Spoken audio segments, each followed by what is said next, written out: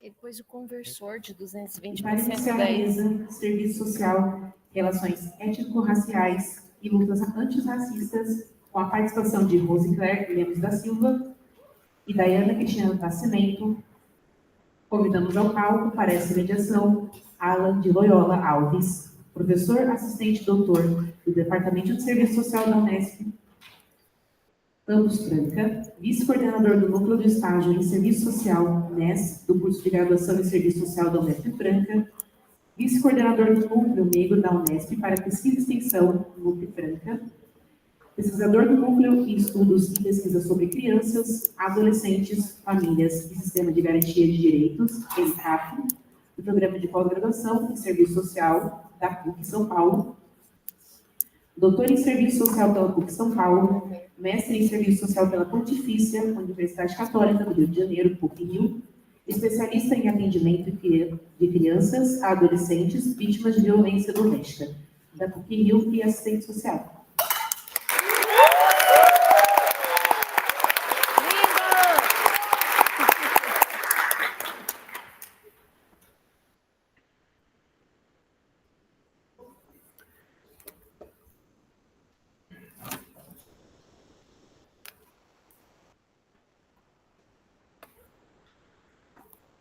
Tem hora que o negocinho vai.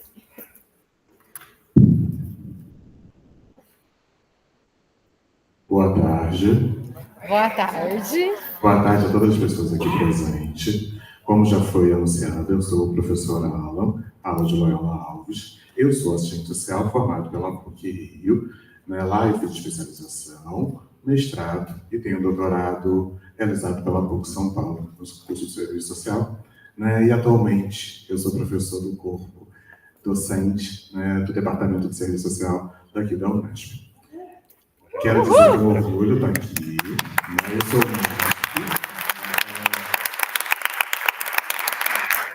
Quero agradecer muito ao convite de participar da comissão organizadora desse evento, e de participar aqui enquanto mediador deste evento. É muito bom estar aqui, junto, discutindo e rumo ao Quênia.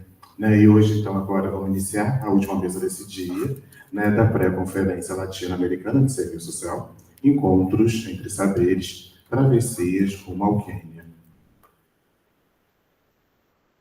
Com a temática agora, serviço social, relações étnico-raciais e lutas antirracistas. Vou fazer minha autodescrição. Eu sou um homem negro, de pele retinta, com traços negroides, com cabelo raspado, cabelo 4C, cabelo crespo raspado, usando uma camisa azul marinho, com uma camisa por cima jeans, uma calça bege e um tênis branco. Eu sou um homem de sorrisos largos, bonito pra caramba, desculpa. Todo natural, desculpa. E vamos iniciar aqui para compor essa mesa. Vou convidar aqui para ficar do meu lado minhas duas grandes parceiras e amigas. Vou começar aqui com a minha irmã, que está aqui comigo nessa luta, que super me acolheu. Se não fosse ela, eu não estaria aqui nesse espaço ainda. Professora Rosicler Lemos da Silva.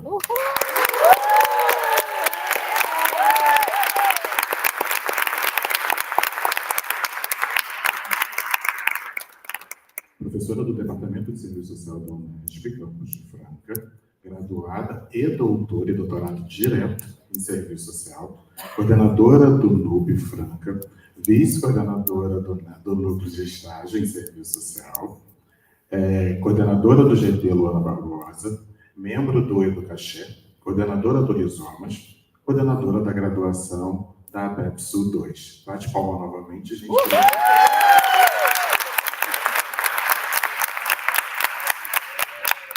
E convido também minha amiga, parceira, Daiana Cristina do Nascimento.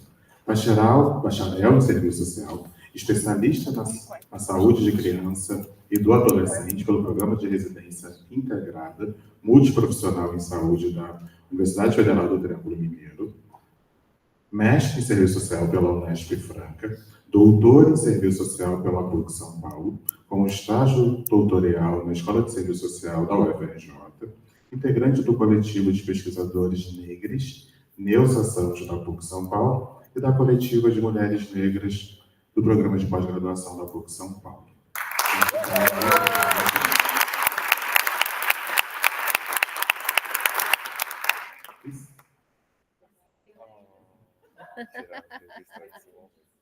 Eu também quero, mas eu não vou fazer que eu tô com outra coisa na mão. Chega ciúme. Dando oportunidade, sem mais delongas, eu vou passar então para a gente iniciar o debate já, né? Essa roda de conversa, para a professora Rosicléia Lemos da Silva. Professora, você tem 20 minutos. Quando for 15 minutos, eu vou olhar com cara feia para você.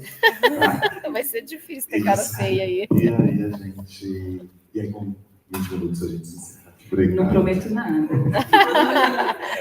Boa tarde. Nossa Senhora. Sou Rosicléia.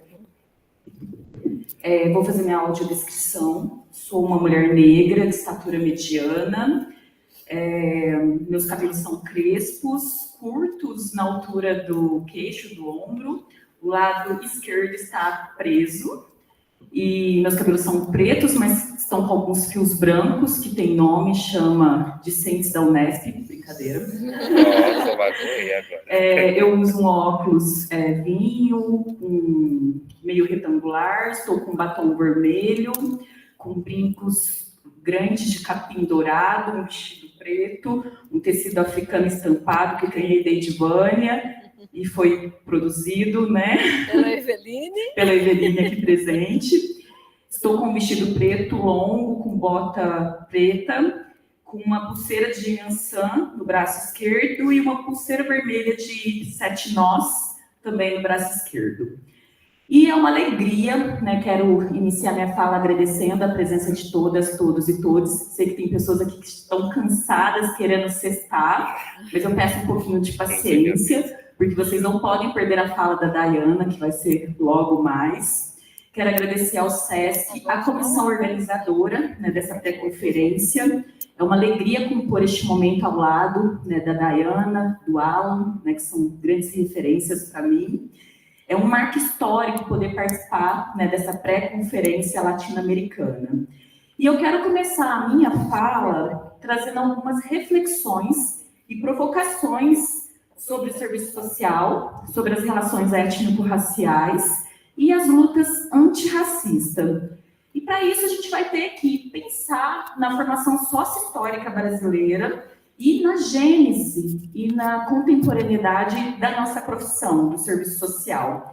E eu vou trazer breves considerações da minha pesquisa enquanto docente, né, do Departamento de Serviço Social da Unesp Franca, mas também alguns resultados dessa pesquisa que foi publicada agora recente na revista Temporares. Convido vocês a fazer a leitura.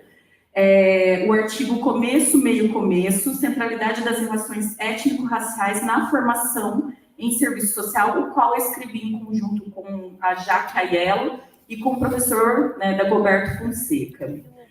Bom, devido aos racismos que se materializam, né, infelizmente, a cada segundo, a cada instante, na vida da população negra brasileira, devido às políticas de branqueamento ainda presente em 2025, e, sobretudo, o mito da democracia racial, ainda tão vivo, né, nos discursos e nas práticas, né, cotidianas, eu tenho que iniciar a minha fala justificando, explicitando por que ainda é necessário fazer um chamamento ao serviço social, né, a nossa categoria profissional, que tem um código de ética, que tem um projeto ético-político profissional, que tem um compromisso com a classe trabalhadora, com a construção de uma outra ordem societária, porque ainda precisa ter uma mesa para falar sobre as relações étnico-racial e o serviço social.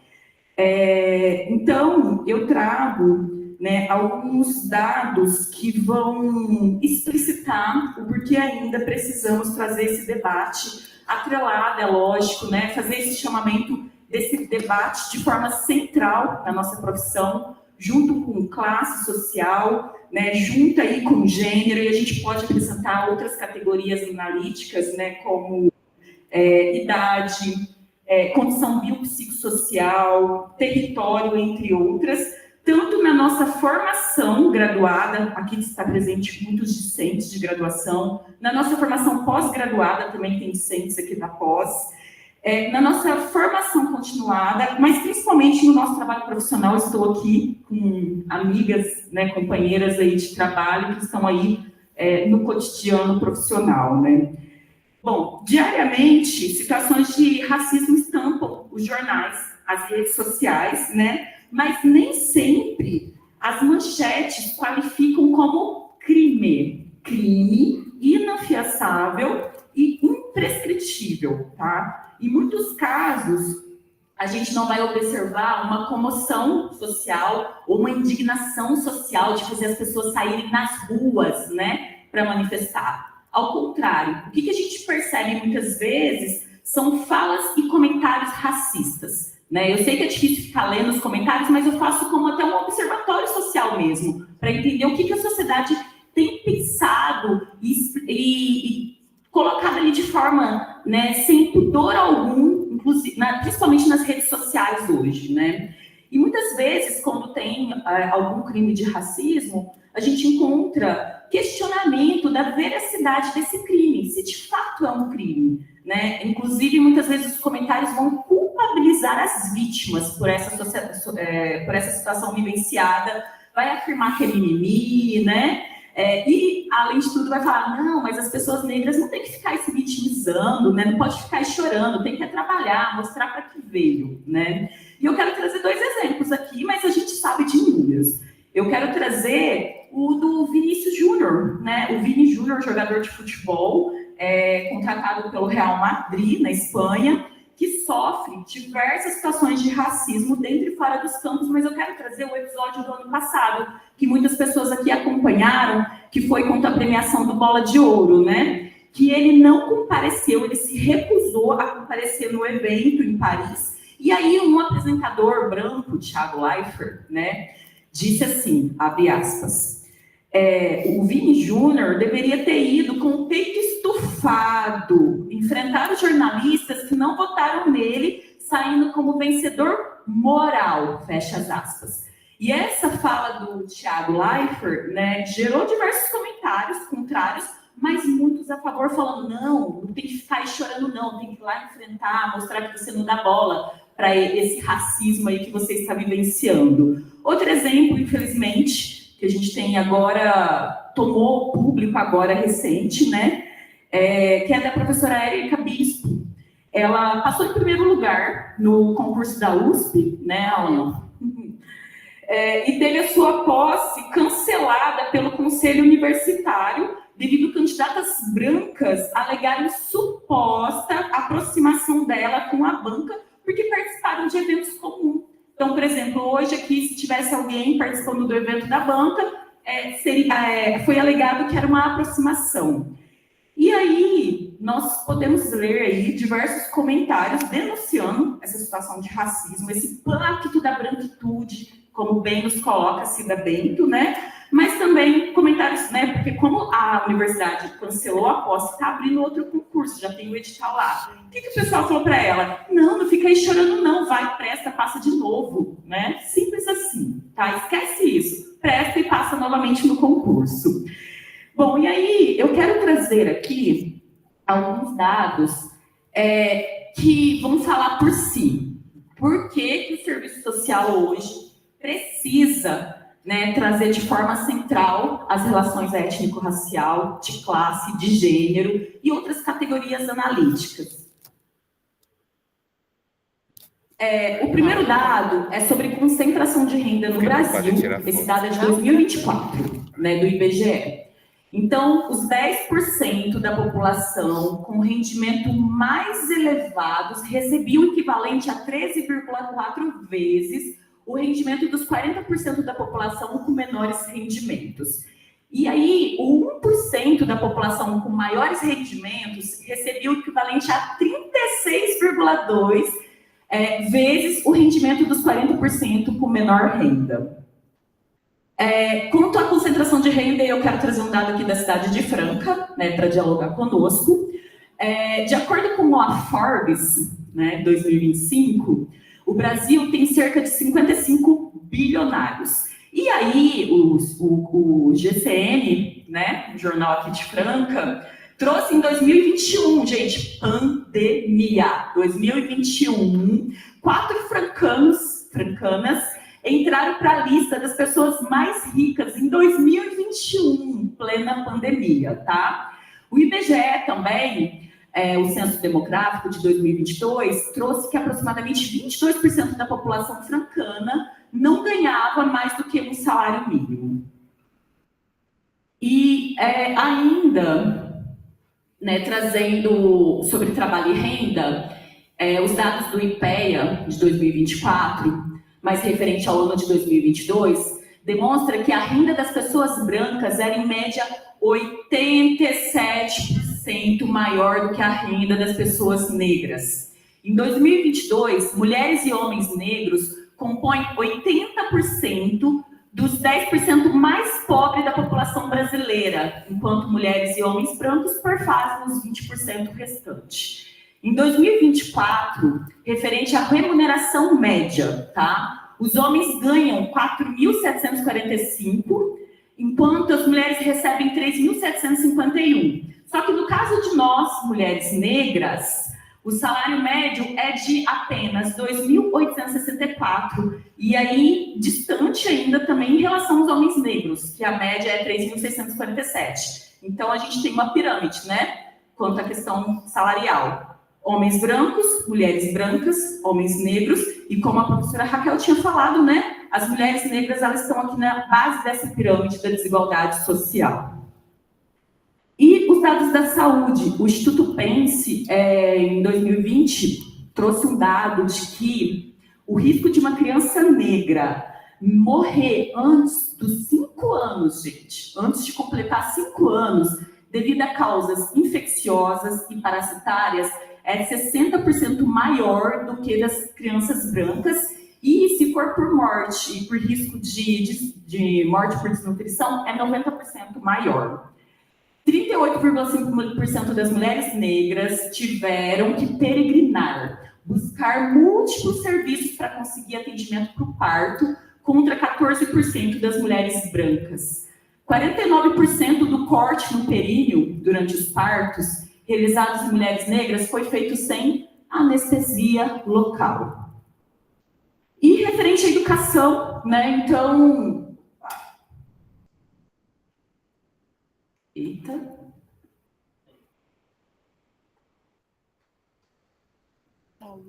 Agora foi. Os dados do IBGE referente ao ano de 2023. No grupo etário, né, de adolescentes e jovens aí de 14 a 29, 9 milhões não completaram o ensino médio por ter abandonado ou por nunca ter frequentado a escola. E aí, desses, 27,4% eram brancos e 71,6% eram negros, tá? Para os 53,4% dos homens, o principal motivo que deixou a escola foi a necessidade de trabalhar. Enquanto que para as mulheres o principal motivo foi a necessidade de trabalhar, seguido de gravidez, tá? Para 9,5% das mulheres, os afazeres domésticos e os cuidados de pessoas foi o principal motivo para elas terem abandonado ou nunca frequentado a escola. Sobre as infâncias e adolescências, o Censo Amostral de Crianças e Adolescentes em Situação de Rua, divulgado em julho de 2022, identificou na cidade de São Paulo um total de 3.759 crianças e adolescentes em situação de rua, sendo que destes, 44% se autodeclararam pardas, 34% pretas, 20% brancas e as demais de outras raças e etnias. E segundo a Unicef, em 2021, 54% das crianças e adolescentes vítimas de homicídio, latrocínio e lesão corporal seguido de morte eram negras, e compõem 63,4% dos mortos por intervenção policial. Então, sabemos quem tem aí a mira no peito e nas costas, né? Ainda de infância e adolescência, né, que é um dado aqui da cidade de Franca, a Secretaria de Ação Social, na época do período de pandemia, que aumentou muito o trabalho infantil, realizou uma pesquisa com crianças e adolescentes em situação de trabalho infantil, foram 105 crianças que participaram dessa pesquisa, e aí 70% se declarou negras, tá?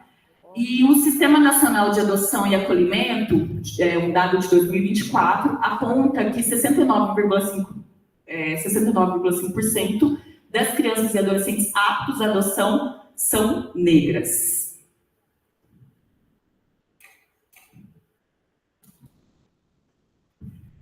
Bom, então, esses dados demonstram o porquê toda a sociedade, mas o serviço social, ele pode, né, contribuir aí com a luta antirracista. Porque os racismos, eles vão se expressar na vida da população negra brasileira de forma velada, sutil ou explícita, né? E aí são mais de 80 tiros no carro, 8 tiros nas costas, crianças e adolescentes com uniformes escolares atingidas por balas perdidas da polícia militar, abuso de poder policial com violência e força física, força excessiva em abordagens, criança morta ao cair do 9º andar de um prédio, ao estar sob os cuidados da empregadora da sua mãe, espancamento ou sufocamento até a morte por seguranças de supermercado, abordagens e posturas indevidas de funcionários com acusações infundadas de furto em lojas, deslegitimação e estranhamento quando negros ocupam cargos de status e prestígio. Bom, infelizmente a lista é grande, eu não vou ficar aqui falando, porque os racismos, ele vai adentrar todas as instituições sociais, as públicas e as privadas, né? Então ele vai adentrar a linguagem, o lúdico, a religião, a espiritualidade, a ciência, a epistemologia, a cultura, ou seja, todos os espaços da nossa vida em sociedade. E o mito da democracia racial, né, impregnado ainda neste país, atrelado à manutenção, né, de privilégios e poder da branquitude, né, vai tentar impedir esse debate crítico e o enfrentamento aos racismos, né, vai tentar impedir a implantação e efetivação de políticas públicas, vai questionar, né, cotas, reservas de cotas raciais, né, vai questionar qualquer forma, né, de política e de direito, né, que se refere a essa reparação enquanto direito, né. Bom, e o serviço social, nós não somos uma ilha, né? Então o serviço social não está imune na produção e na reprodução dos racismos, tanto na formação quanto no trabalho profissional, né? E desde a gênese da nossa profissão, o debate sobre as relações étnico-racial, e aí eu me compadeço, Gilza, né, desse sentimento de solidão, porque o debate das relações étnico-racial vai ser realizado na gênese lá da profissão pelas poucas pessoas negras, né, que adentravam ali o curso, porque naquele período, majoritariamente, né, das primeiras turmas, eram compostos por mulheres brancas que não traziam esse debate, essa pauta como prioridade. E por décadas, a nossa categoria profissional, ela vai invisibilizar, ela vai se ensurdecer diante das inúmeras violências vivenciadas diariamente pela população negra brasileira. Por mais que o público que a gente atende hoje nos nossos espaços socioocupacionais, quais são? É composto por quem, gente? Por favor, me responda. Quem vocês profissionais aí atendem hoje, majoritariamente, quem que é o público que vocês atendem? Referente a cor e raça. População negra, tá? Desde a gênese do serviço social, o público atendido nos diversos espaços socioocupacionais é composto pela população negra. E mesmo com toda a resistência, tá? Africanos e africanas, meus, né, descendentes aí, desde o rapto em África, sempre se organizou, sempre lutou, né? Nunca se calou, né? Os movimentos e coletivos, as lideranças negras sempre lutaram, mas mesmo assim esse debate ele foi invisibilizado, né? Toda a violência sofrida foi invisibilizada e o serviço social só começa a se apropriar a partir, então, do ingresso de pessoas negras que começam a tensionar, né,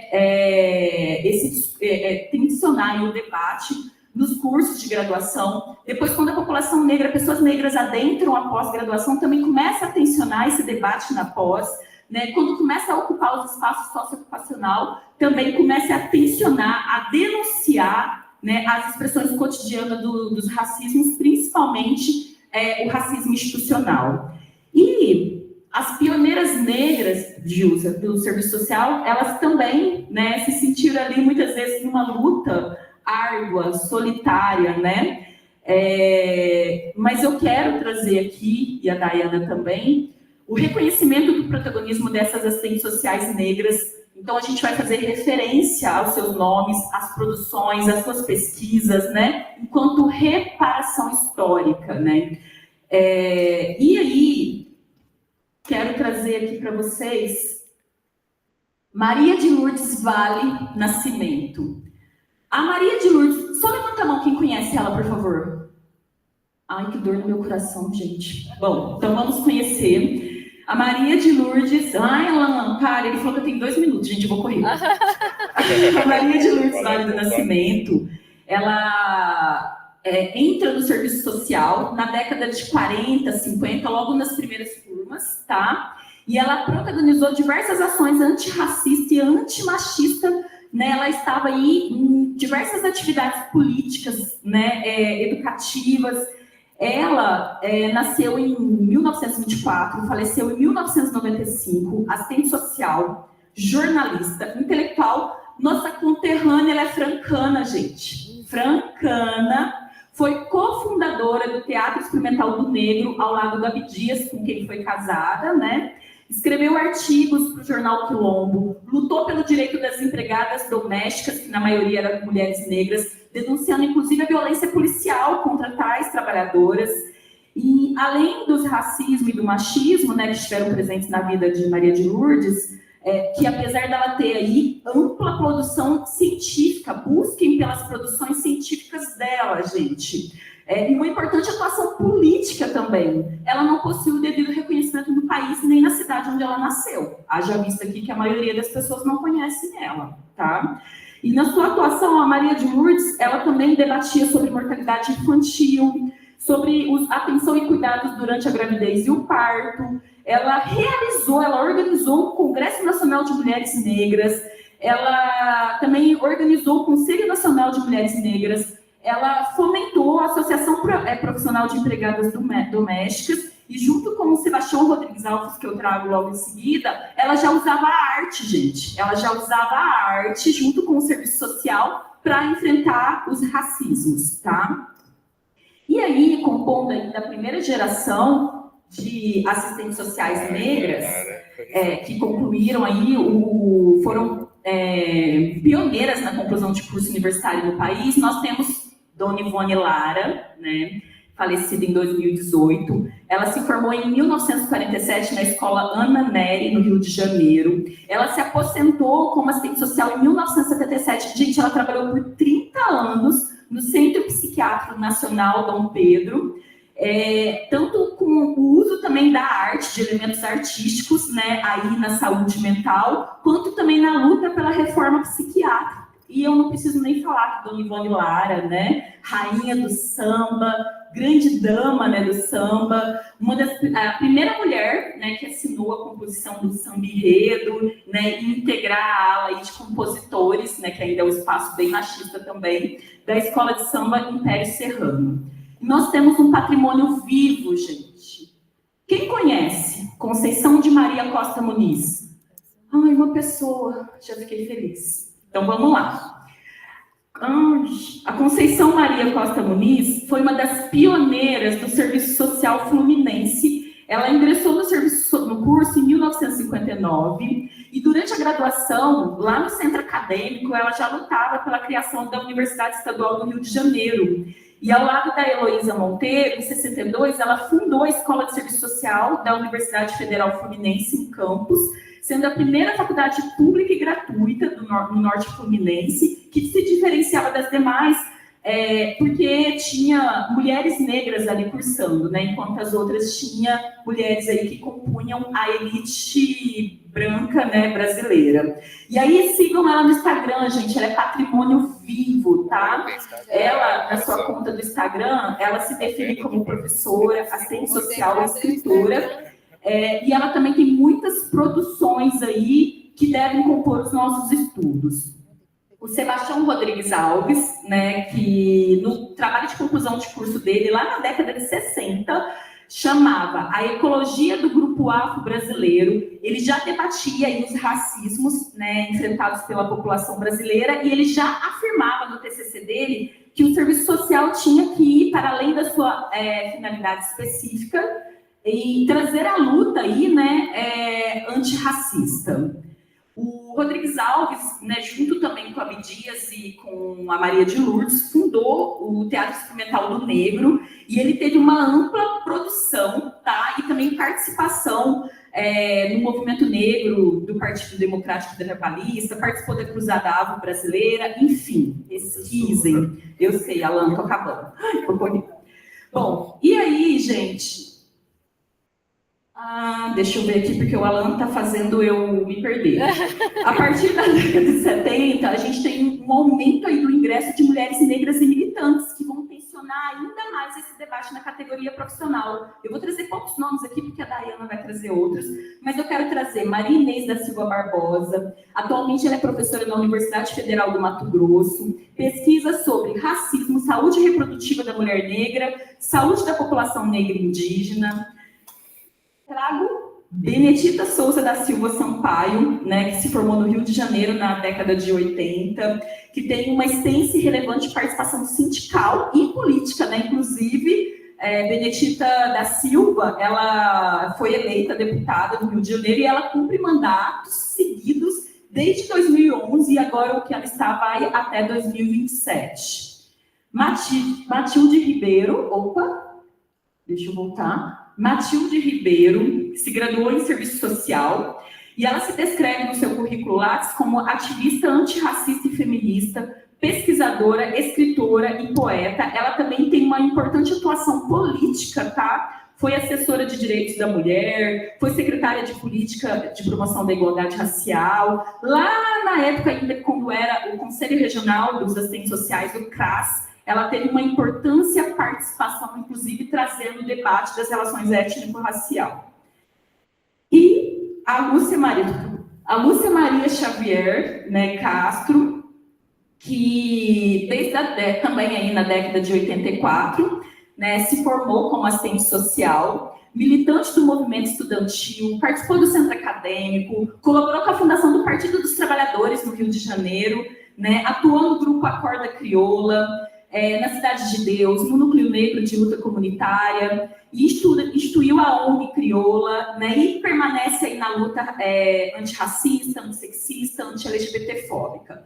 Bom, e desde a década de 90, nós temos a Maria Zelma de Araújo Madeira, Denise do Carmo Ferreira, em memória de Maria Lúcia Mesquita, temos a Thaís Pereira de Freitas, temos o Alan de Loyola Alves, a Raquel Gouveia, o Thales Fornazier, nós temos Robertas, Cajalis, Leonardo, Elaines, Amáveis, Tainas, Maria Lohanas, Saras, Gabrieles, Camilas, Sherines, Dayanes, né? Temos Sabrinas, Helenas, Marcos Vinícius, Francieles, Jaques, Amandas, Gilmaras, temos Súlia presente, e muitas outras assistentes sociais que permanecem debatendo com criticidade, tá? Com propriedade intelectual, trazendo aí a centralidade das relações étnico-racial no serviço social, juntamente com classe, com gênero, né? Fortalecendo a luta antirracista enquanto uma bandeira da nossa categoria profissional dentro e fora dos muros da academia.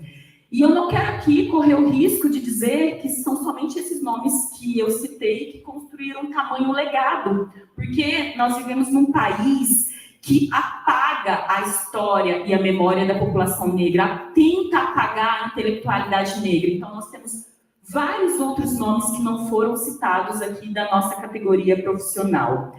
Bom, e eu quero encerrar a minha fala, né, dizendo que a luta pela centralidade das relações étnico-racial, né, ao lado de classe, de gênero e de outras categorias, é histórica e ela deve ser constante. E se faz urgente, né, ser ampliada, qualificada e incorporada nos projetos pedagógicos, né, nos currículos acadêmicos que a Daiane vai poder falar um pouco aqui para vocês, das instituições de ensino, tanto na graduação, na pós, na formação continuada. E eu finalizo citando o Nego Bispo, né, dizendo que nós somos começo, meio e começo, por isso que nós seguimos aí forte na luta por uma sociedade justa. Né? Obrigada.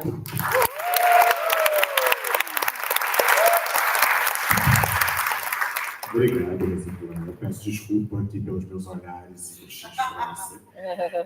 Faz parte do processo, né, desse trabalho chato. Eu ficaria aqui te ouvindo por bastante tempo. Queria aqui discutir com você, né, sobre nomes, né, sobre o apagamento dessa população, inclusive dentro da profissão. Né, é real. Né, a importância da gente discutir, e você faz a pergunta, por que a gente ainda está discutindo isso hoje? Né, e por que a gente está discutindo isso não é à toa. Se a gente quer um outro modelo de sociedade, ela não pode ser racista. Não tem como a gente negar. E não tem como a gente negar que o racismo estruturou, estrutura e é estruturante do capital dessa sociedade. Né? Então a gente está nesse enfrentamento. E não é à toa que a gente ainda discute branquitude. Você mostrou, classe tem cor, ou seja, a burguesia tem cor, e ela é branca. E não é à toa, mesmo no continente africano. E não é à toa. E a gente está falando de quê? Uma sociedade capitalista. Obrigado, não é a minha palestra, mas queria jogar essa correta. Vou passar, aproveitar o momento, vou passar aqui para a colega, né, para a Daiane. Daiane, você também tem 20 minutos, também vou fazer cara feio. Obrigado aos 15 minutos. Tá ok?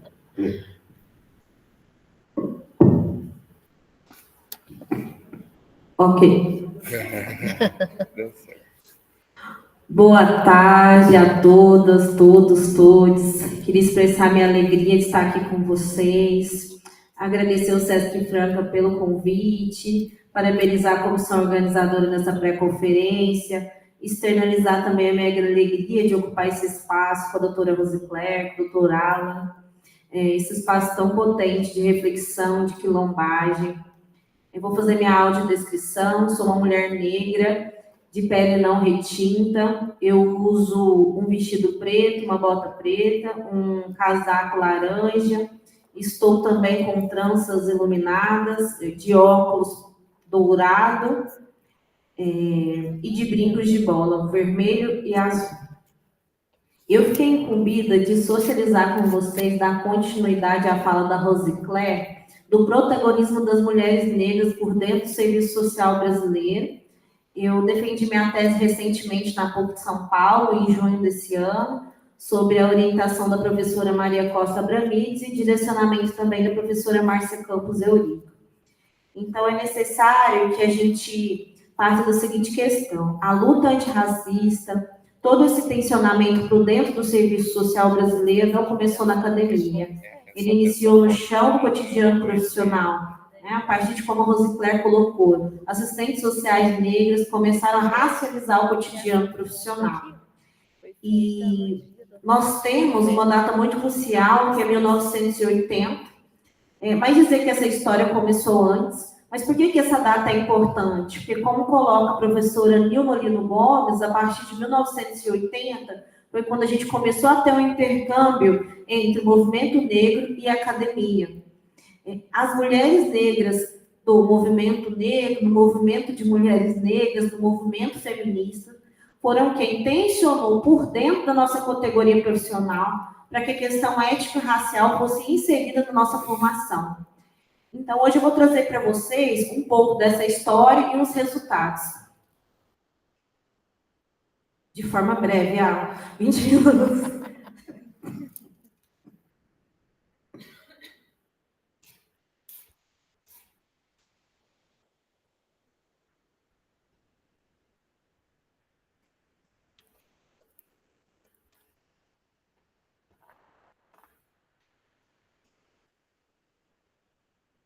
como que eu nomeei essa quilombagem, ou seja, esse tensionamento por dentro do serviço social brasileiro fomentado pelas mulheres negras? Eu fui lá no Clóvis Moura e peguei o conceito dele de quilombagem. O que quer dizer quilombagem? É uma ação individual, coletiva, de rebeldia, que foi utilizada no tempo da escravidão. Eu resgato esse conceito e vou trazendo para a contemporaneidade, para dizer que corpos iguais aos meus, nós mulheres negras, ao ingressar na universidade, ao permanecer, ao produzirem, ao se tornarem docentes, é quilombagem, é rebeldia, em virtude de todas as questões que foram discutidas hoje, né? É necessário também salientar novamente que a história das mulheres negras não começa no Brasil. A nossa história começa em África e após também o sequestro das nossas, aqui no nosso continente, nós fomos divididos em vários locais e também esse projeto ele foi tão estratégico que a nossa comunicação, eles dividiram mulheres negras que falavam etnias diferentes. Para o quê? Para não facilitar a nossa comunicação. Então, desde quando nós pisamos nesse solo, a gente teve que se reinventar enquanto sujeito. E, principalmente, o que eu quero salientar hoje é a força do nosso ORI, é a força da intelectualidade negra por dentro do serviço social brasileiro. Nós existimos, nós estamos aqui, nós não vamos arredar o pé. E hoje eu vim falar da memória dessas mulheres negras que vêm construindo essa profissão há 45 anos.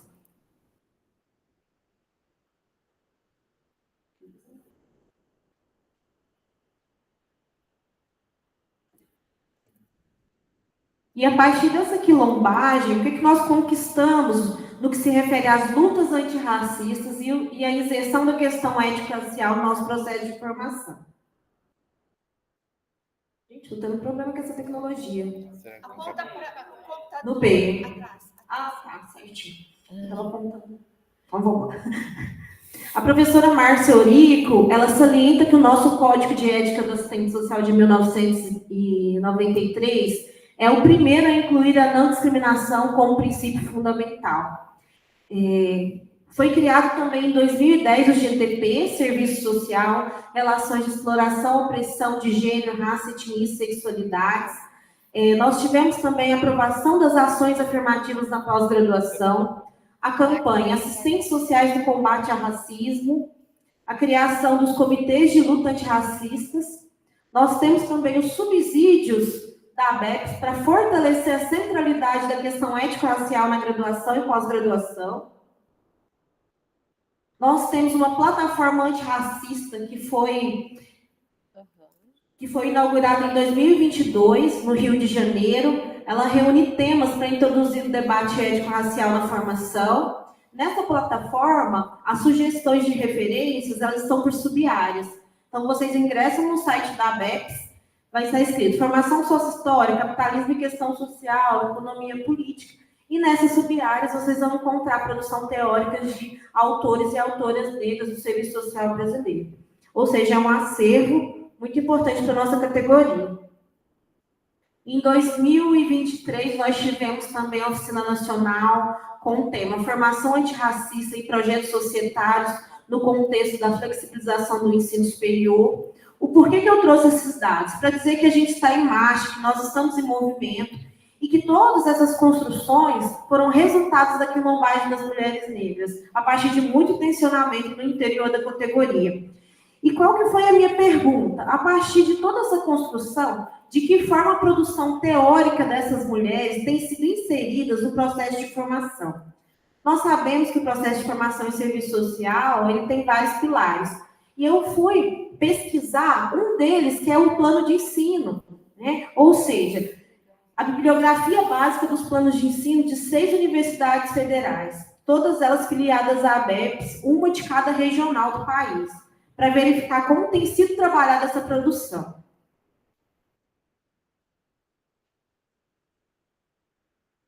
Eu fui no site da ABEPS e fiz uma contabilização de quantas universidades públicas nós temos e de quantas privadas. O número total são 50, as públicas 41 e as privadas 9. Então, através da técnica de seleção de amostragem intencional, cada instituição tinha a mesma chance de ser escolhida. Eu priorizei escolher uma universidade de cada região. Da região norte, eu analisei os planos da Universidade Federal do Amazonas, da região nordeste, o da Universidade Federal da Bahia, da região leste, Universidade Federal do Espírito Santo, da região sul, Universidade Federal de Santa Catarina, da região sul 2, Universidade Federal de São Paulo, Unifesp, e da região centro-oeste, Universidade Federal de Mato Grosso. Então, eu analisei os planos de todas as disciplinas referente ao período de 2023 e 2024. Eu não analisei os 4 períodos, mas um período apenas. Eu entendo que a questão étnico-racial ela deve estruturar todas as disciplinas, que nós já temos arcabouço teórico e metodológico para isso. Então, por isso, eu analisei todas as disciplinas. Como resultado, foram um total de 163 disciplinas, sendo elas 159 obrigatórias, 4 optativas. Eu encontrei 1.571 produções teóricas. Apenas 30 mulheres negras foram citadas dessas 1.571.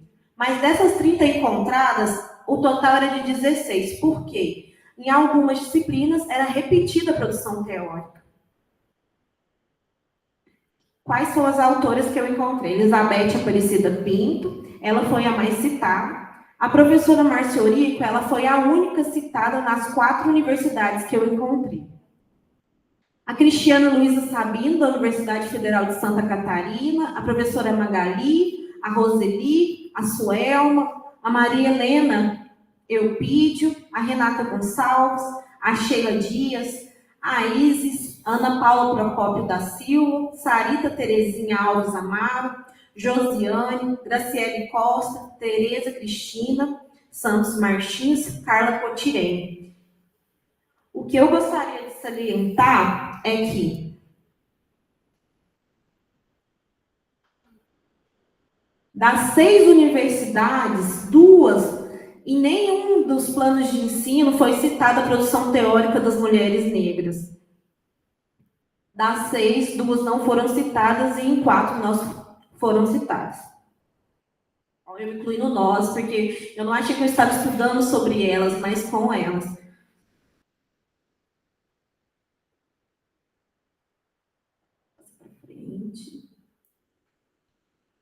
Eu queria uma salva de palmas para as mulheres negras que constrói essa categoria.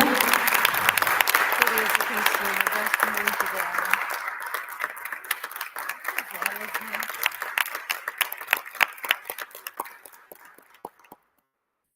E de 1.571 citações, eu encontrei apenas 32 produções teóricas, sendo elas 14 artigos em periódicos, todos A1, capítulos de livro foram 10, livros completos 4, um projeto de pesquisa, 2 dissertações e uma tese. Em 161 disciplinas, 163, se eu não me engano, disciplinas, eu encontrei as produções apenas em 18 disciplinas. Gente, o que me deixou mais, assim, angustiada das disciplinas foi que na de movimentos sociais, apenas uma citou uma produção teórica das mulheres negras. Na restante, nenhuma das disciplinas de movimentos vai trazendo os movimentos da população negra brasileira, né?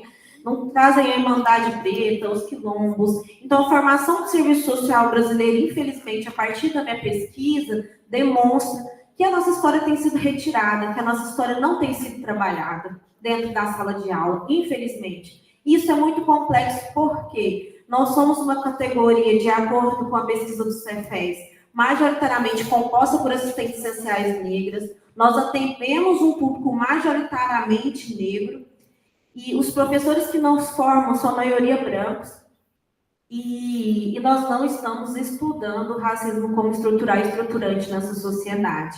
Né? Nós falamos tanto do capital, mas nós sabemos que os nossos corpos são explorados para que haja essa manutenção e reprodução do capital.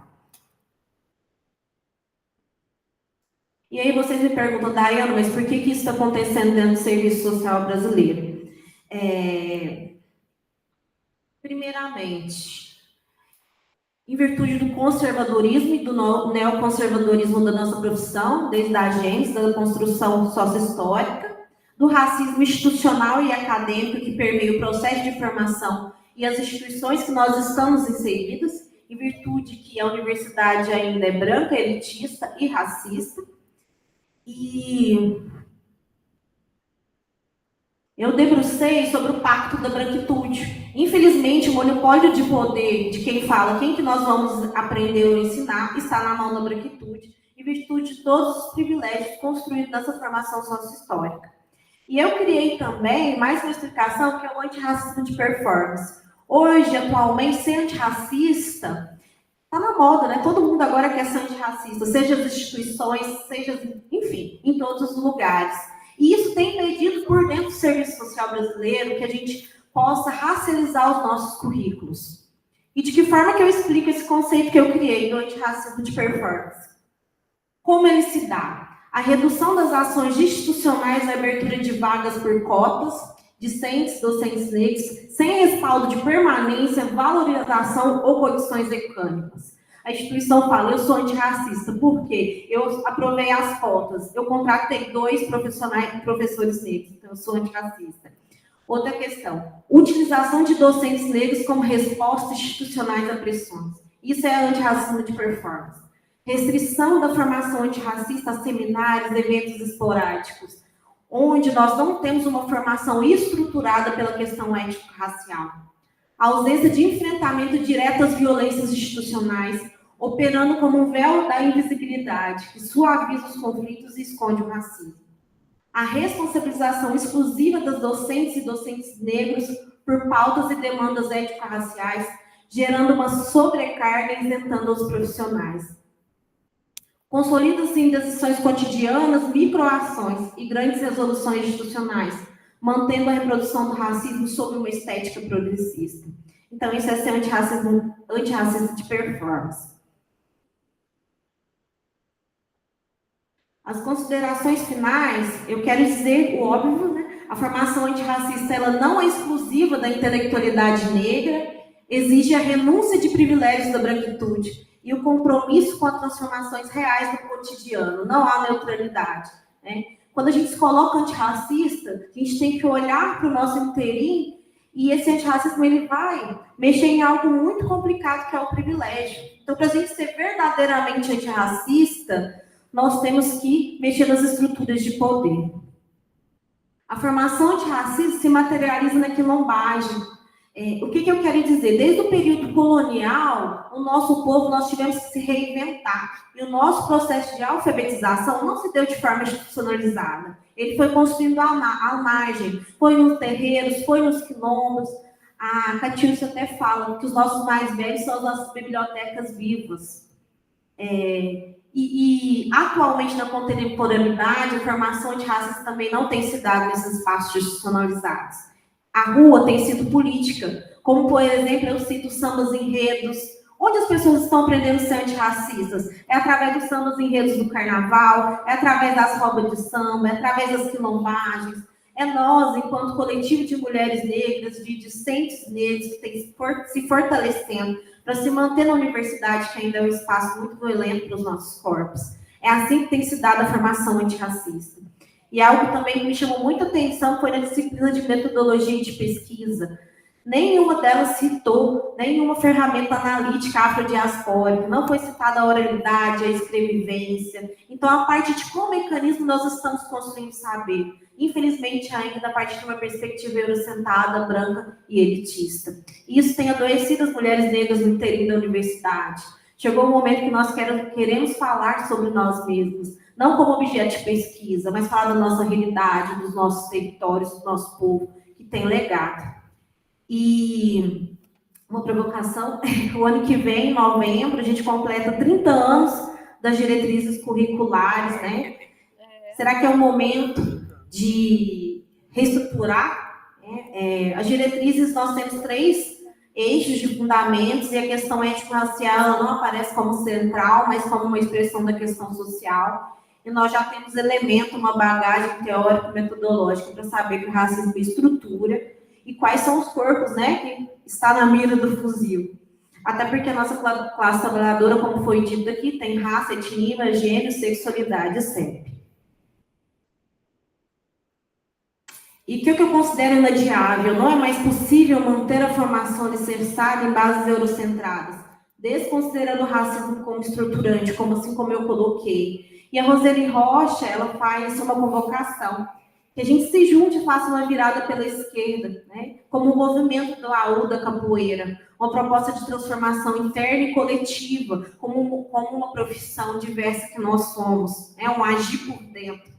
Essa reestruturação é inadiável e só será possível com a força de um movimento coletivo, que se reconhece diverso, tensionado e em constante reconstrução. A nossa formação está em disputa pelo capital. Nós sabemos também que a educação enquanto mercadoria, a extensão do ensino EAD e todas as complexidades que já foi dialogada hoje. E eu concluo. A revolução não será mais com sangue derramado, mas com produção teórica.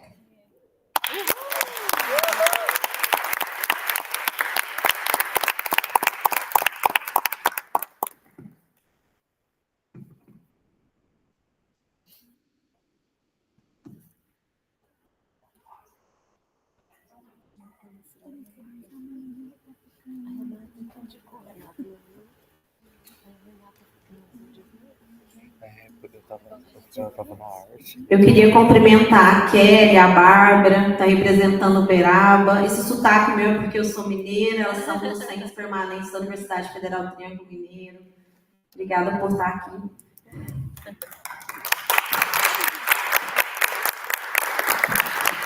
As duas fortalecem muito a luta antirracista e a formação antirracista no serviço social da UFPM. Daiana, obrigado. Você ainda tinha tempo, tá? Para falar aqui, a gente agradece esse momento, com várias questões que você trouxe para a gente, né? Também conceitos novos, né? Para a gente pensar aqui, em especial o que você pontuou sobre o antirracismo de performance, como é que isso mexe com a gente, como é que isso está nesse espaço acadêmico. Para a gente aqui na Unesp, você traz a discussão também que a gente está fazendo e está travando sobre a revisão curricular. Então, como é que isso aparece, né? Quais são as demandas dos estudantes. E você traz também a discussão do próprio Pacto da Branquitude, né? Que a Roseli também já tinha mencionado. Como é que a universidade é espaço de disputa, né? Como a intelectualidade é espaço de disputa, como a universidade é espaço de disputa. E aí, como é que a gente vai fazer essa luta antirracista? E você deu pistas, mais que pistas, né? Deu orientações para a gente pensar isso dentro da profissão. E aí não está aleijado do debate do movimento social. E como discutir movimento social sem discutir movimento negro? Como discutir movimento social sem discutir movimento indígena? Como discutir movimento social e não discutir o movimento feminista negro? E como a gente não pensar nisso no nosso cotidiano profissional, no nosso processo de formação, tá? Então, você mexe com a gente, mexe com a profissão, mexe com os colegas assistentes sociais que estão aqui, mexe com os estudantes que estão aqui, e é o que a gente está pensando para levar para o Quênia. E aí até me perguntaram, quem é que vai para o Quênia? Perguntaram para mim também. Eu também quero. Todos nós, a primeira etapa é então encaminhar os nossos trabalhos, né, para o evento, ser aprovado para a gente corre atrás do dinheiro. Não dá para ir de ônibus. Tá? Não dá para ir de ônibus. Tá? Mas a gente tem que pensar estratégias, tá? E é importante a gente ocupar esse espaço. Eu quero que a gente já tenha um tempinho, né? A gente vai ter uma atividade cultural em seguida. Sei que está todo mundo muito cansado, mas eu queria escutar e abrir para duas pessoas, se tem algum comentário, queira fazer algum comentário, alguma pergunta para a mesa, para a gente aqui, enquanto também para a comissão organizadora, como é que foi essa experiência do dia hoje, se tem alguma contribuição, se alguém gostaria de falar, antes que eu faça as minhas perguntas para vocês.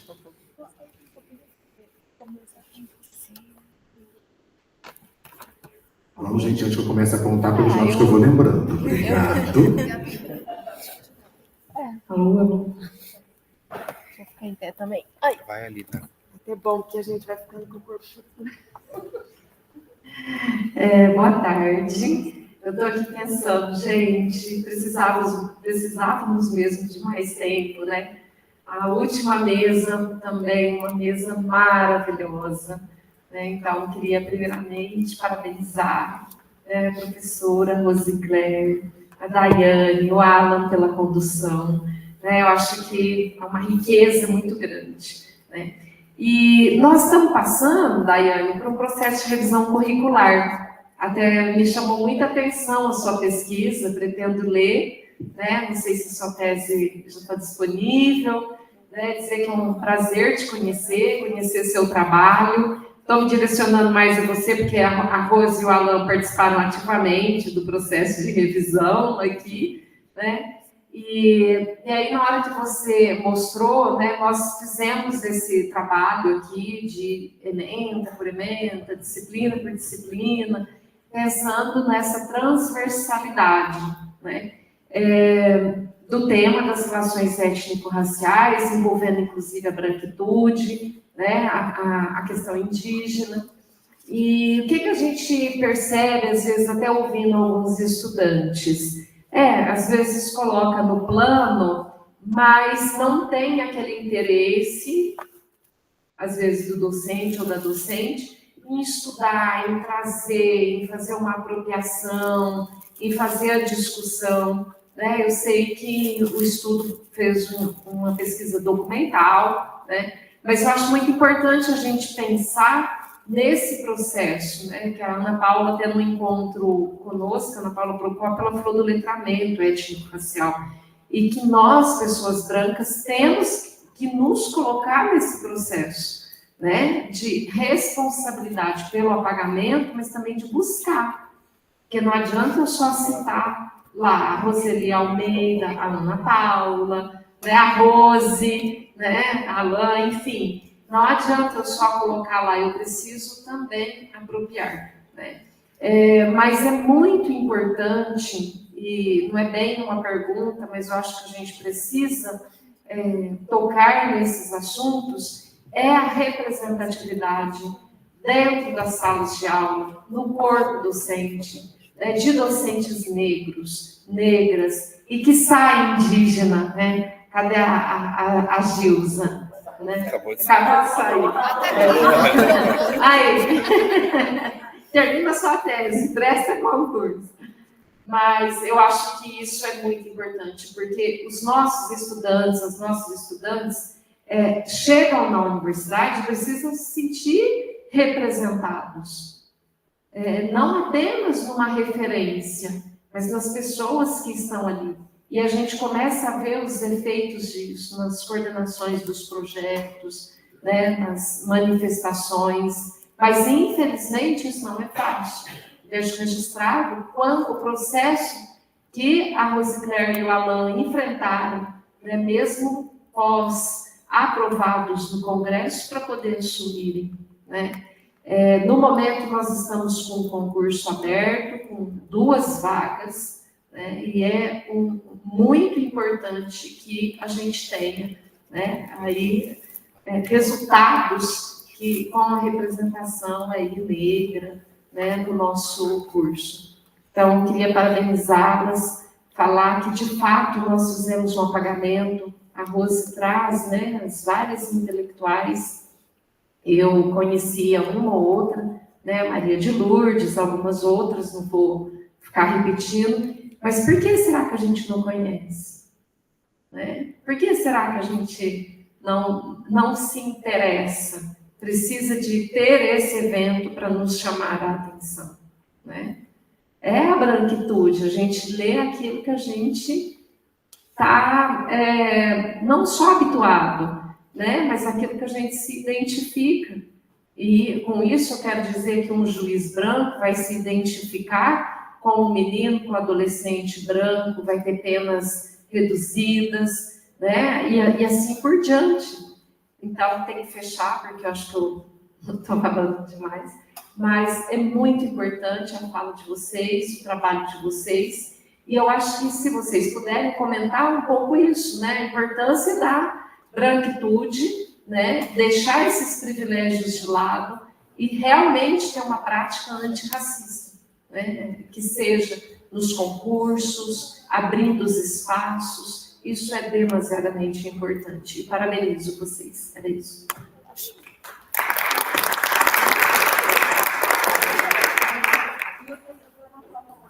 O Mauro e a... Tem que vir na frente para pegar. Ah, pode vir aqui para sair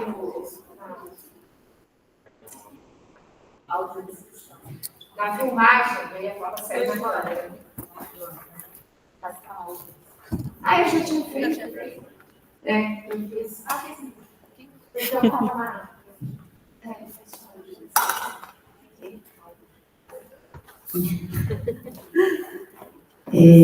Boa noite.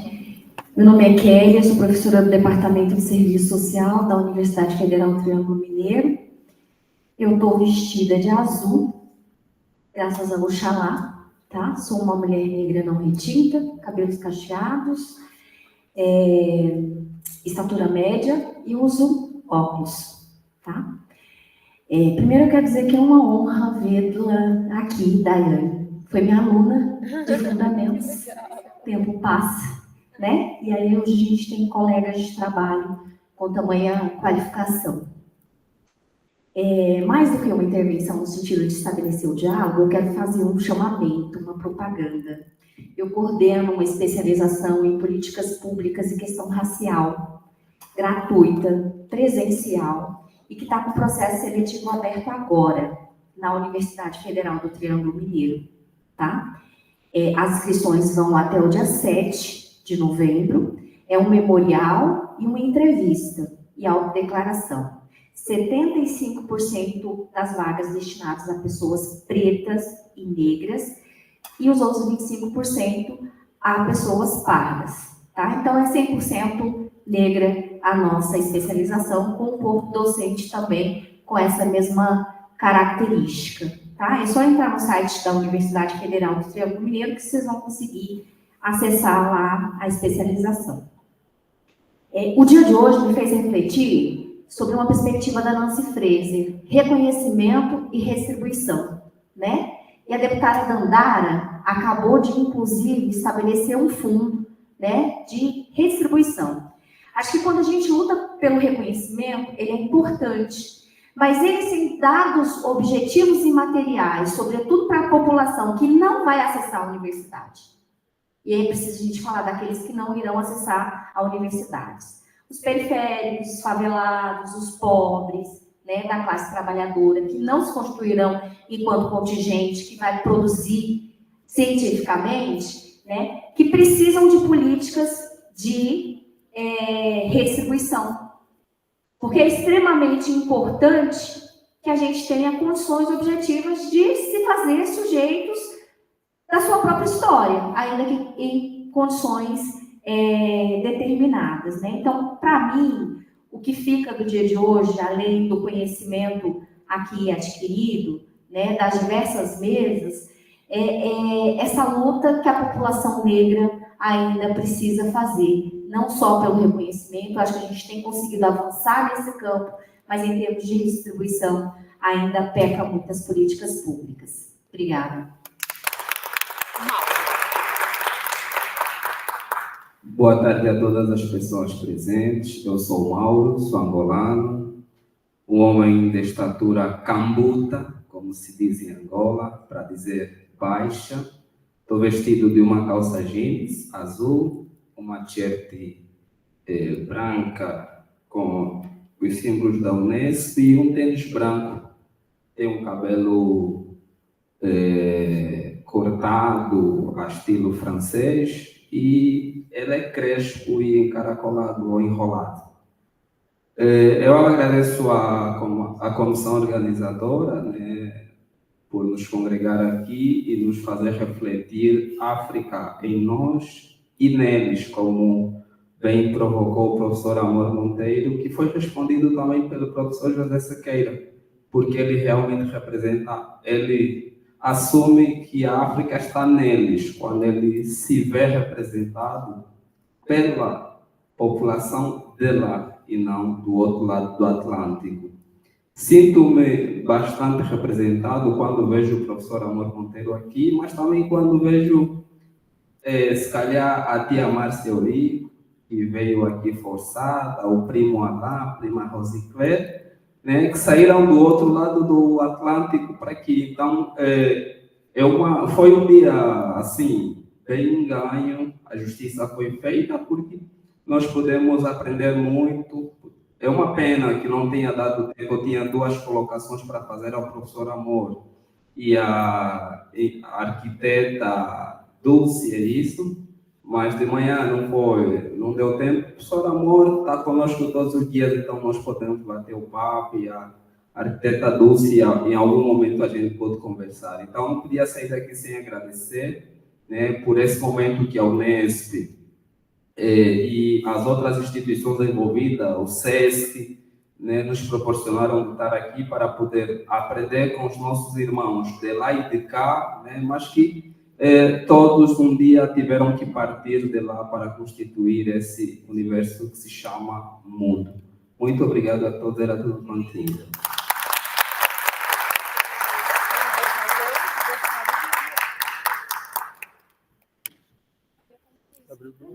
A Helena, Obrigado, Mauro. a Helena vai fazer uma intervenção.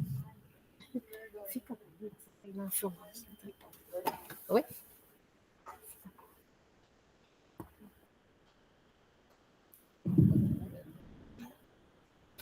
Oi, gente, boa noite. Meu nome é Helena. Vou fazer minha audiodescrição.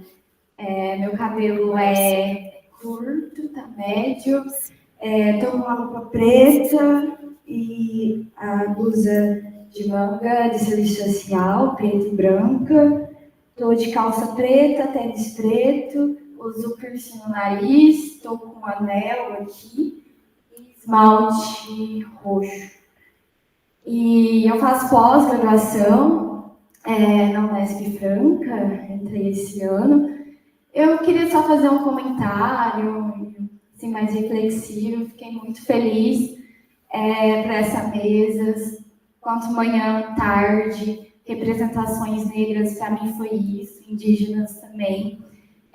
Parece que eu estou vivendo um sonho. Eu me formei ano passado, e aí ver, né, essa fruto, principalmente fruto de movimentos negros, e eu fiz parte dentro desse movimento, e hoje foi como se fosse esse fruto e esse presente. Conheci assistentes sociais que eu não conhecia, né, então saber nome, o que pesquisa, para mim foi muito importante hoje, assim.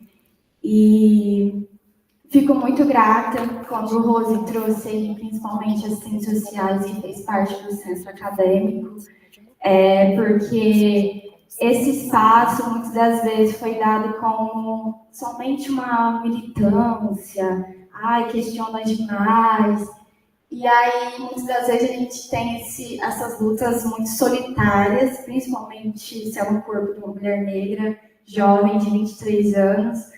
E aí eu vejo que não era somente uma loucura ou uma paranoia, assim, da minha cabeça, de, às vezes, solitárias na luta. E aí, por essas representações, hoje eu vejo que é potencialidade, né? Hoje eu vejo que é possível que vieram mulheres negras antes de mim, e quando a gente fala até mesmo, eu pesquiso sobre permanência também, quanto permanência material e simbólica dentro de espaço escolar e também universitário, quando eu consigo produzir, né, porque a minha pesquisa mesmo, meu objeto de pesquisa é a Lei 10.639, dentro das escolas públicas, e ver, assim, né, isso é fruto dos movimentos, né, como a Daiane, trouxe a Nilma Lino Gomes, que o movimento negro é educador. Para mim, falei, nossa, ver Nilma Lino Gomes sendo citada também dentro do serviço social, e eu estudo a Lei 10.639 e ver que a Nilma Lino Gomes e Márcia Eurico, quando estudo racismo institucional, vê-la presente aqui. Teve um momento que a Daiane estava passando, eu falei, nossa, a Márcia Rico está aqui atrás de mim, ela está sendo citada ali na tela. Meu Deus do céu, que choque foi, assim.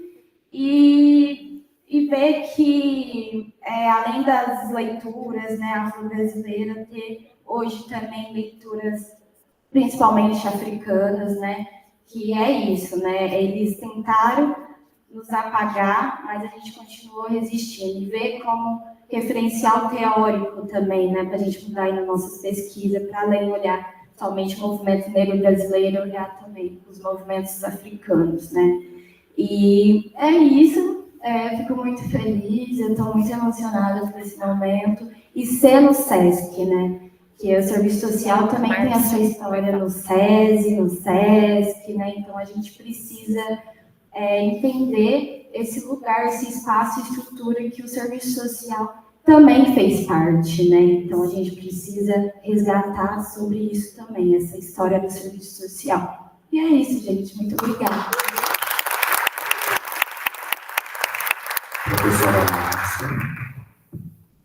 Eu encerro a professora Márcia.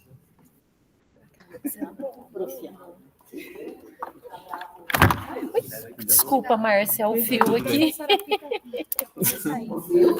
Não, é o fio aí que está no caminho. Bom, rapidinho.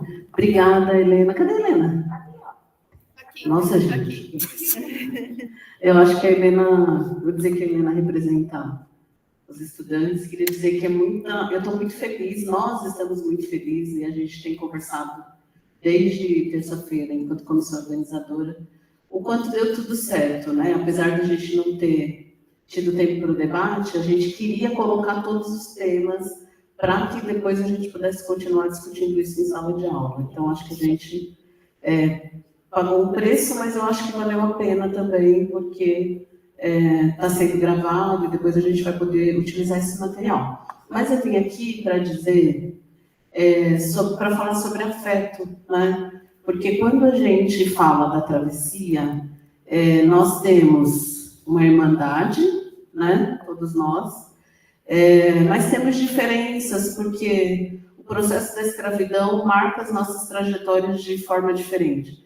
E essa era uma das nossas tarefas hoje, dizer, olha, tem coisas que nós queremos saber dos nossos irmãos e irmãs que estão do outro lado do continente, que estão conosco aqui, e por isso que a gente fala que a internacionalização é importante para nós, e o intercâmbio com o continente africano é algo que a gente está perseguindo, e que a gente está vendo florescer, e esse evento com o SESC, ele é importante nesse lugar também, né, da gente poder se aproximar cada vez mais, da gente pensar uma viagem juntas, né, e juntas, da outra vez que eu estive aqui a gente falou disso, que a gente tem aqui já algumas pessoas que podem nos apresentar o continente, mas a gente também tem a obrigação de apresentar o Brasil para vocês, né? A gente também tem a obrigação de acolher e de dizer para vocês como é que as coisas caminham por aqui. Então, esse movimento de ir e vir é um movimento que a gente quer consolidar. Então, eu estou muito feliz, estou muito agradecida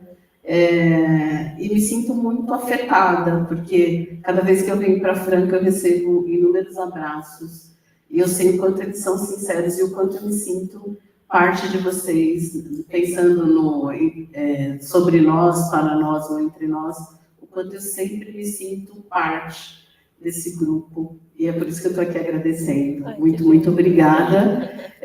Eu não ouvi nesse momento, cheguei no finalzinho porque eu precisei sair com as professoras, porque a gente também estava aí no apoio às nossas mais velhas, então saí por uma tarefa também importante, mas já tenho dialogado muito com Rosicler, com Daiana, então dizer que apesar de eu não estar aqui, tenho certeza que vocês fizeram uma belíssima mesa de finalização, então parabéns à professora Alan e até a próxima, porque essa é só a primeira das nossas andanças por aqui e por lá, discutindo África e Brasil, do lado de cá e do lado de lá.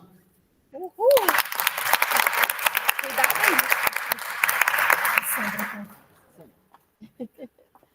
Obrigada, Márcia. Bom, Difícil falar agora, né? Estou muito emocionada, muito afetada. Eu sou muito emotiva. Ai, meu Deus, eu não vou conseguir mais chorar. Eu estou muito feliz. Agradeço imensamente, Rosicler, Alan, Daiane. Como seu nome? Lucas. Né? Agradeço a cada pessoa que aqui está participando, escutando, trocando, aprendendo. Agradeço a todas as pessoas que estiveram presentes nas mesas anteriores e que aqui estão. Amor, Dulce, Esther, Márcia. Quem mais está aqui? Elaine, a Gilza, Ariane. Aqui, estou procurando, estou acabando sentado no lugar. Edivânia, que aqui está. Quem mais? Vou me lembrando, que não posso esquecer de ninguém. Renata, que não esteve conosco, mas está presente aqui. As pessoas que participaram desta pré-conferência em São Paulo e que participarão também no Sesc Santos. É uma honra ouvir vocês. Eu diria que a gente está, para mim, é uma emoção muito grande, porque há muito tempo queríamos reunir pessoas intelectuais negras e negros com tanto conhecimento, com tantas pesquisas que nos inspiram, que nos fortalecem enquanto categoria profissional.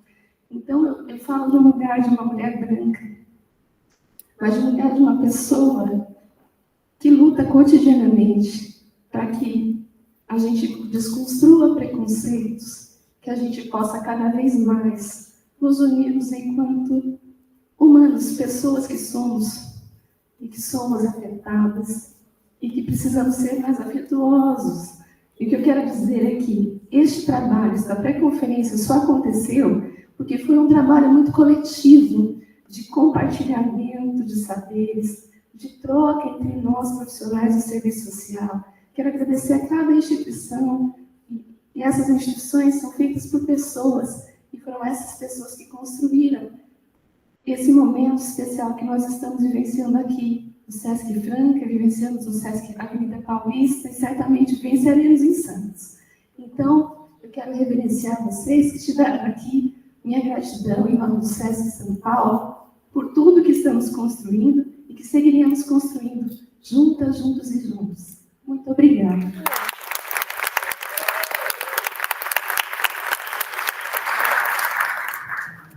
Eu vou passar aqui a palavra agora para a professora Rosicler para fazer suas considerações finais. Fique à vontade para responder as perguntas. Se quiser, você tem 3 minutos. Obrigado.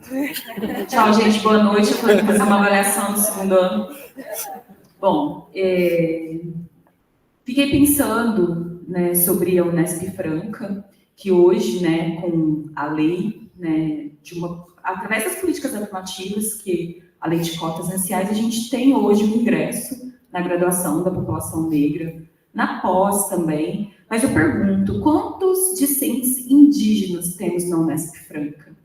Salvo engano, nas relações internacionais. Quantos povos discentes ribeirinhos, quilombolas nós temos na universidade?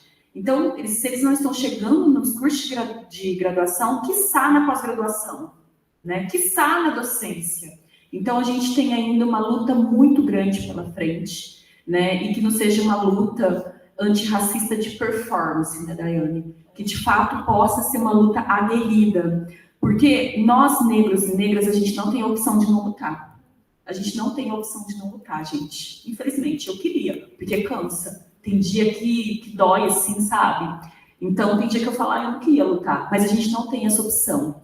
E aí, eu quero encerrar minha fala chamando a branquitude para que, de fato, assuma a frente dessa luta, né? Não, como já pontuado pela Daiane, enquanto performance, mas, de fato, assuma a luta, né, contra esses racismos que estão presentes aí na nossa sociedade, né, que, de fato, busque, né, conhecer a nossa história narrada por nós, né? Não aí de forma eurocêntrica, né? Que busque, de fato, conhecer a nossa história. Bom, então encerro, né, chamando mesmo para essa luta que ainda, por mais que avançamos, né, a gente ainda tem muito o que percorrer. E quero agradecer a todas, todos e todos que nessa sexta-feira, né, continuam aqui nos prestigiando. Muito obrigada.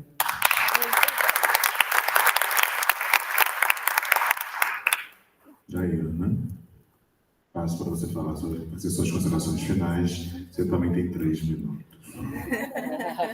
Eu quero encerrar com o conceito da Lélia, americanas, então eu me considero uma mulher americana. Quero dizer que hoje eu aprendi muito, me fez refletir sobre várias questões. A Beatriz Nascimento, ela fala que o nosso corpo é um corpo político, é um corpo, um quilombo em movimento. Então, nós precisamos, sim, estar nos currículos, precisamos também estar presencialmente ocupando esses espaços. Eu queria dizer para a Helena que ela é a nossa continuidade e fechar também falando que o nosso corpo não é um corpo que só luta, não é um corpo de dor. Nosso corpo também, nosso povo é um povo de alegria, um povo potente, um povo de axé, um povo de afeto. Então, é com esse afeto que eu saio daqui hoje, totalmente afetada pela fala de vocês. E hoje a gente construiu aqui uma verdadeira formação antirracista, o fortalecimento da luta antirracista. Eu também quero reiterar que não é toda a branquitude, né? Não quero generalizar, que fomenta o antirracismo de performance, pelo contrário, nós temos também a branquitude que está junta.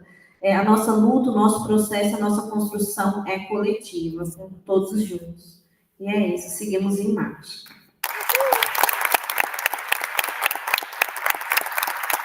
Já aqui caminhando para o final dessa mesa, tá? A gente ainda tem a atividade cultural, por favor, é pagode, não vamos embora.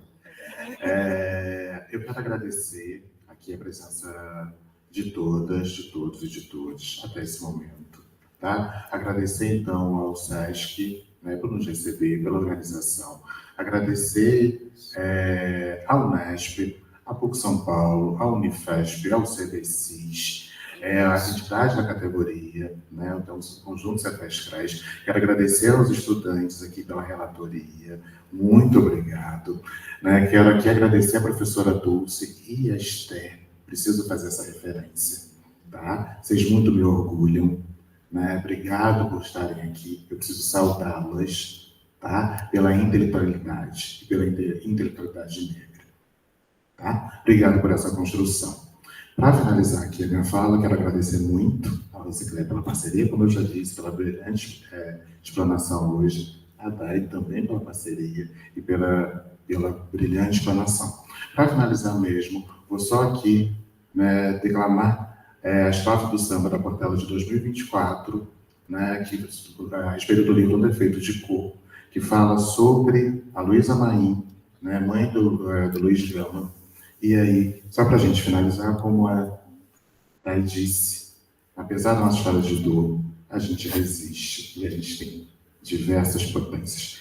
Saravá Quindé, teu nome vive, teu povo é livre, teu filho, tua filha venceu mulher. Em cada um de nós, derrame o seu axé. Obrigado.